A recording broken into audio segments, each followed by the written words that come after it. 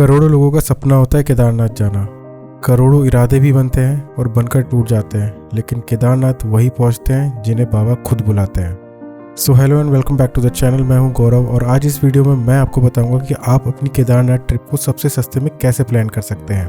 Backpacking से लेके travelling, hotel bookings, food और ऐसी बहुत सारी छोटी छोटी बातें जो आपको पूरी ट्रिप पे आपकी मदद करेगी और आपकी ट्रिप कैंसिल होने से भी बचा सकती हैं। तो इसीलिए इस वीडियो को पूरा देखिएगा, ये सारे टिप्स आपकी बहुत मदद करेंगी। तो वीडियो को स्किप बिल्कुल मत करिएगा, मुझे थोड़ा समय दीजिए ताकि मैं आपकी हेल्प कर सकूं। और अगर आपने ये वीडियो पूरा देख लिया तो सिर्फ भोलेनाथ ही हैं जो आपकी ट्रिप कैंसिल करा सकते हैं और कोई नहीं करा सकता।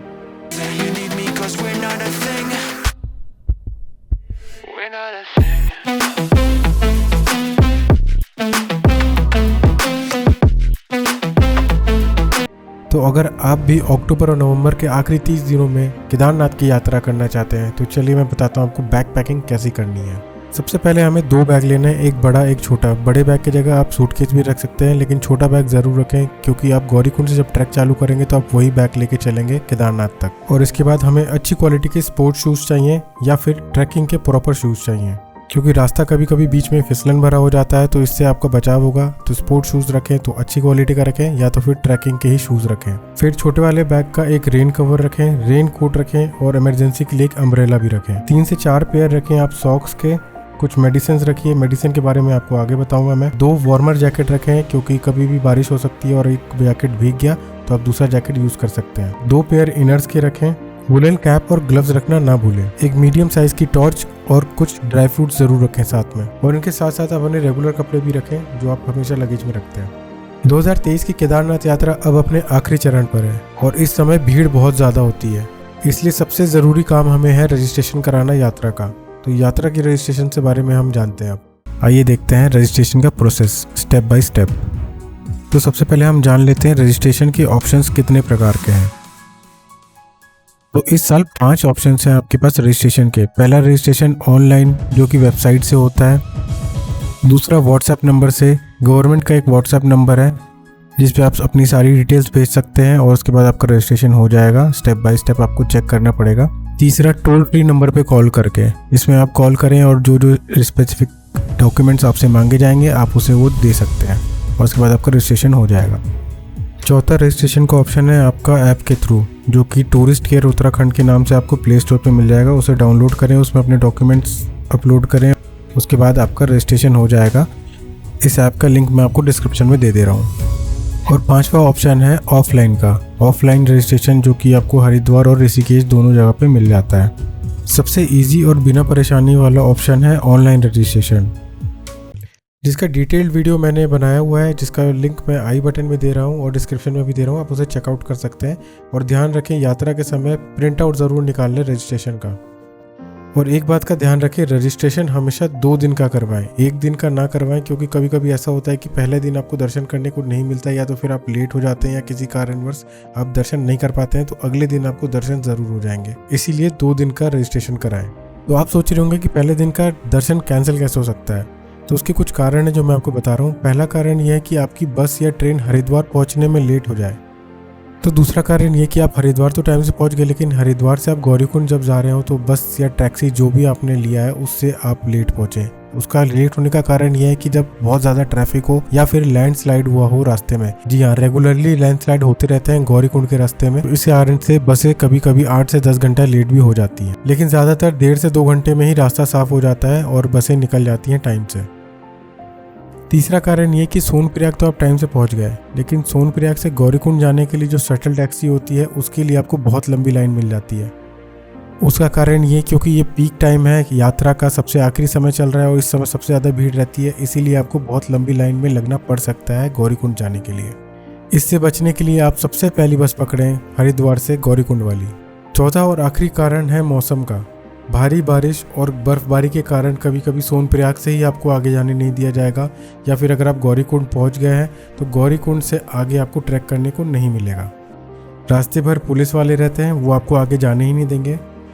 होता यह है कि भारी बारिश या फिर बर्फबारी के कारण लैंडस्लाइड भी होते हैं रास्ते में, तो ट्रैकिंग इस समय बहुत मुश्किल हो जाती है और बहुत सारे यात्री फंस भी चुके हैं इसमें। ऐसे ही कुछ केस मैंने सुना था रास्ते में, जो कि उन कपल ने मुझे बताया था। तो सत्य बात है। मेरे दीदी के जेठ गौरीकुंड से वापस अभी लौटे। 8-10 दिन पहले की बात है, 50 लोगों का जत्था हमारा मिलने वाला, वो गौरीकुंड से यही वापस जो हुए, ग्लेशियर टूटा उनको था दर्शन नहीं हो उसकी पाया। वजह से वापस लौट गए।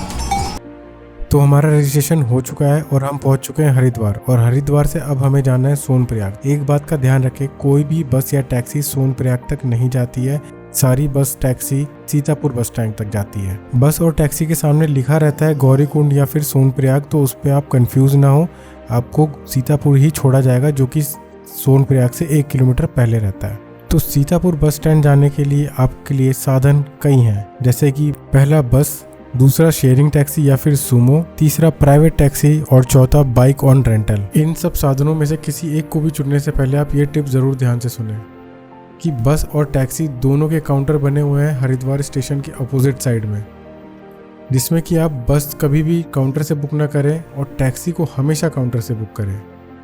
अगर आपको बस से जाना है तो बस के लिए आप हरिद्वार स्टेशन के राइट साइड चले जाएं। करीब 100 से 150 मीटर दूर आपको बसें खड़ी मिलेंगी।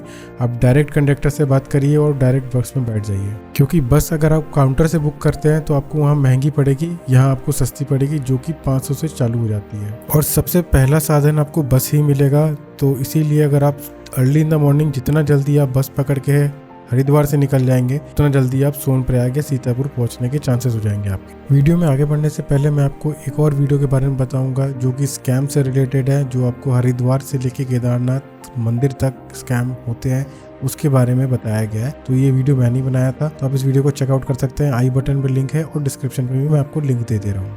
तो सीतापुर बस स्टैंड पहुंचने के लिए हमें हरिद्वार से सबसे पहला ऑप्शन मिलता है बस, जो कि सुबह 3:15 बजे से चालू हो जाती है और सुबह 7 बजे तक ही चलती है। पर ये जो टाइमिंग है वो डिपेंड करती है सवारियों पर। अगर सवारियाँ जल्दी आती गई और ढेर सारी आती गई तो ये 7 बजे वाली बस आपको 6 बजे ही निकल चुकी होती है।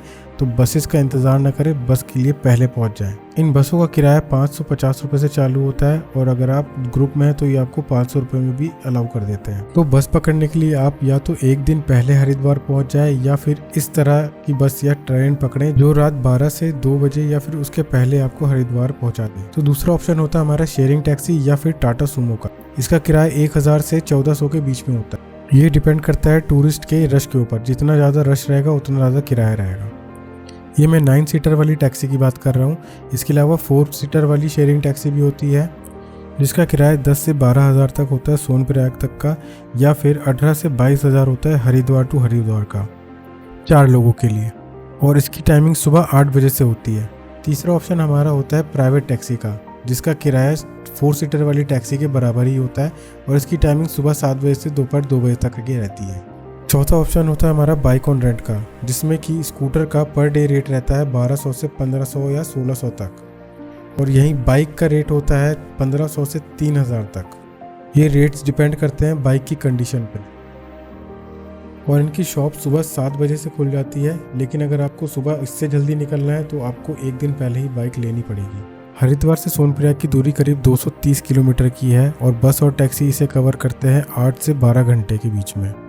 इतना लंबा सफ़र बाइक से ट्रैवल करना अच्छा नहीं होगा मेरे हिसाब से, क्योंकि थकावट बहुत ज़्यादा हो जाएगी।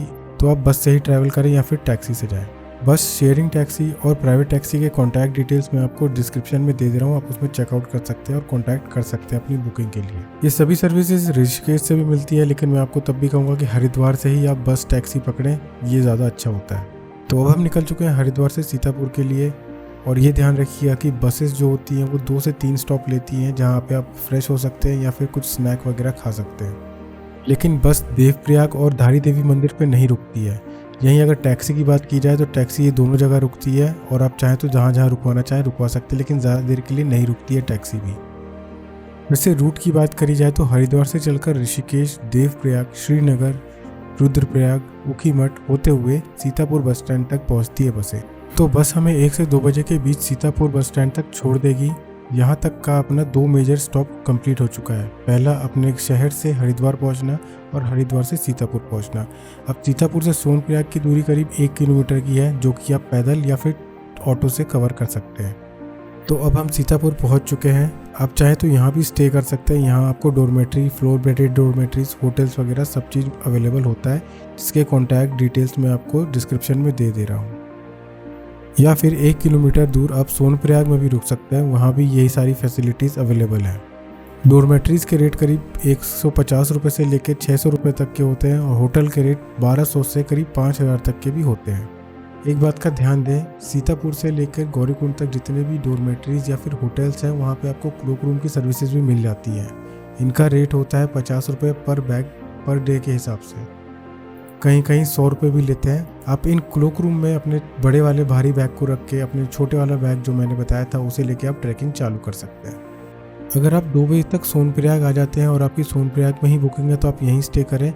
अगर आपकी बुकिंग यहाँ नहीं है, गौरीकुंड में है, तो आप आगे निकल जाएं करीब 150 मीटर, वहाँ से आपको टैक्सी मिलेगी, शटल टैक्सी, जो आपको 50 रुपये में गौरीकुंड तक ले जाएगी। एक बात का ध्यान रखें, होटल या डोरमेट्री पहले ही बुक कर लें और कोशिश करें कि गौरीकुंड में ही स्टे करें ताकि मॉर्निंग में जल्दी ट्रैक चालू कर लें आप और जल्दी पहुँच जाएँ केदारनाथ दर्शन के लिए। एक और टिप याद रखें, शाम को 5 बजे के बाद सोनप्रयाग से उन्हीं लोगों को जाने दिया जाता है आगे जिनकी बुकिंग रहती है।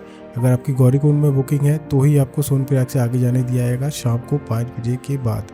और कभी कभी सोनप्रयाग में ही रजिस्ट्रेशन चेक हो जाता है, इसीलिए प्रिंट आउट हमेशा अपने साथ में रखें रजिस्ट्रेशन का। गौरीकुंड के होटल और डोरमेट्री के कॉन्टैक्ट डिटेल्स आपको डिस्क्रिप्शन में दिए गए हैं। अब हम पहुँच चुके हैं गौरीकुंड। अब आप चाहें तो तप्तकुंड में जाके नहा सकते हैं और फ्रेश हो सकते हैं, या फिर होटल में ही आप फ्रेश हो जाएं और माता गौरी के मंदिर के दर्शन कर लें। गौरीकुंड एक बहुत ही इम्पोर्टेंट प्लेस है केदारनाथ ट्रैक का। ज़्यादातर लोग गौरीकुंड को इसलिए जानते हैं क्योंकि यहाँ से केदार बाबा की डोली और यात्रा भी जाती है और यहाँ एक गर्म पानी का कुंड है। लेकिन आपको एक बात और जानना ज़रूरी है कि यहाँ एक प्राचीन मंदिर है जिसमें गौरी माता की पूजा की जाती है और माता पार्वती ने यहाँ तपस्या या कह लीजिए ध्यान लगाया था महादेव को पाने के लिए। फिर उनकी शादी हुई त्रिजुगी नारायण मंदिर, जो कि यहाँ से 17 से 18 किलोमीटर दूर है। इस तप्तकुंड में पार्वती जी ने भी नहाया था। तो ये कुंड और ये जगह बहुत पवित्र है और कहते हैं यहाँ से स्नान करके ट्रैक करने पर आपकी यात्रा सफल होती है। तो अगर आप यहाँ आए तो यहाँ स्नान ज़रूर करें। ये ध्यान रखिएगा कि गौरीकुंड से 4:30 या 5 बजे से ट्रैकिंग बंद कर दी जाती है, किसी को आगे जाने नहीं दिया जाता है। तो आज के दिन आप आराम करें और अगले दिन की तैयारी करें। अब अगर आप सोनप्रयाग में रुके हैं तो शटल पकड़ने के लिए आप सुबह 3:30 बजे के पहले पहुंच जाएं ताकि आप गौरीकुंड आके वहां स्नान कर लें। और स्नान करते समय हमेशा अपने लगेज का ध्यान रखें क्योंकि वहाँ चोरी वगैरह होती है। पर अगर आप गौरीकुंड में हैं तो आप 3:30 बजे से ट्रैक चालू कर सकते हैं। तो उसके पहले अगर आपको फिर से स्नान करना है तप्तकुंड में तो आप वहाँ स्नान करके फिर ट्रैकिंग चालू कर सकते हैं। आपने ध्यान दिया होगा कि मैं हमेशा से कह रहा हूँ कि 3:30 बजे के पहले से आप चालू कर दें ट्रैकिंग गौरीकुंड से।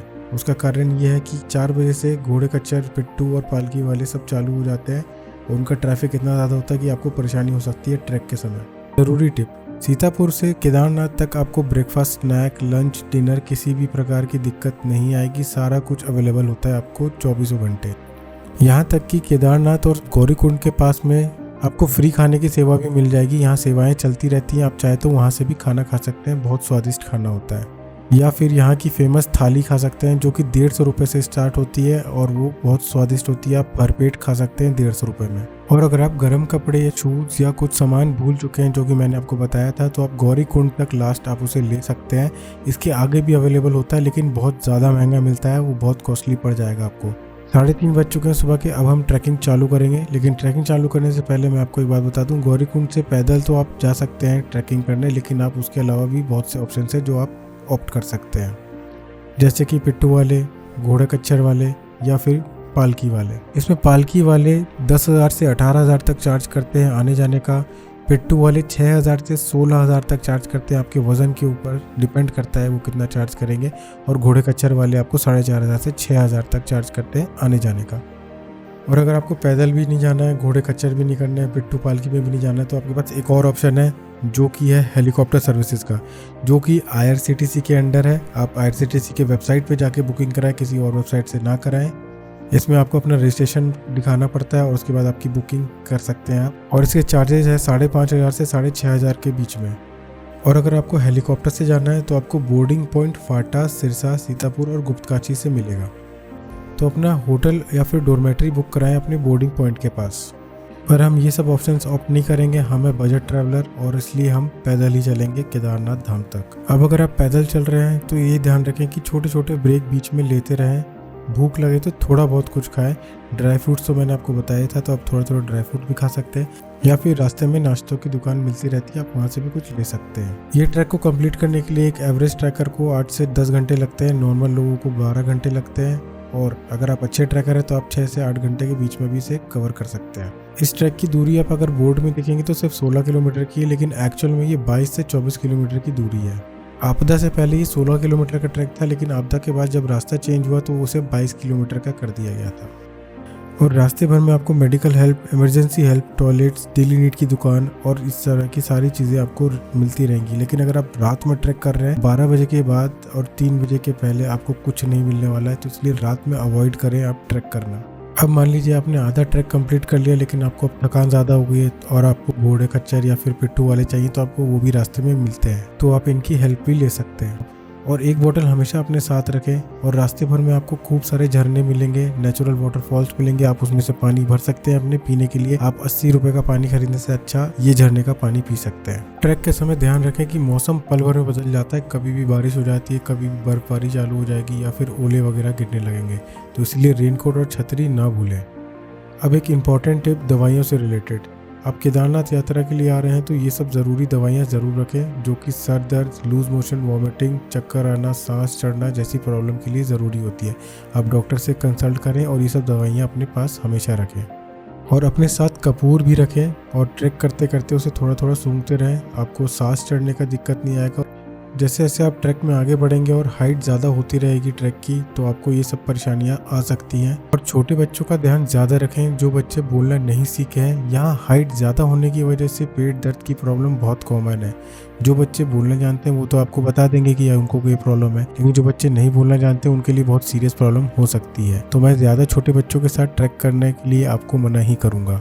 चलिए ट्रैक पे वापस आते हैं। ट्रैक की बात करें तो गौरीकुंड से जंगल चट्टी, भीमबली, लिंचोली, बड़ी लिंचोली, रुद्र पॉइंट या बेस कैंप, फिर आते हैं बाबा केदारनाथ के मंदिर।